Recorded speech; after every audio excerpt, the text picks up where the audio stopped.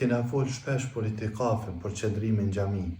Interesant është që nuk ka një hadith i cili flet për vlerën se çfarë shpërblimi ka njeri nëse e ban itikafin. Ka hadith e keni pa për shembull që thot hadithi ai që agjeron muajin Ramadan i falen gjinahet.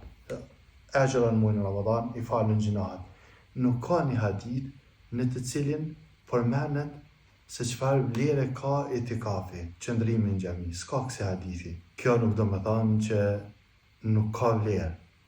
Por kundrazi, ka vlerë shumë madhe, mirë po nuk është përmen në për hadithe se çfarë vlere ka. Megjithatë, nëse ke provu një herë me ba itikaf, atëherë kime pas qef gjithmonë me ba.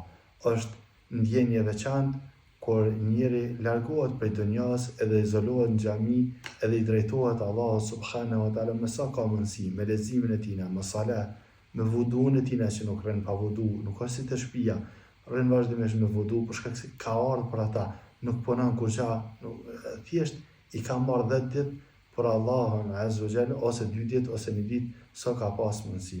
Elusëm Allahun azza wa jall me na bë për muslimanëve të mirë. Elusëm Allahun azza wa jall me na bë për atyre që pasojnë Rasulin alayhis salam.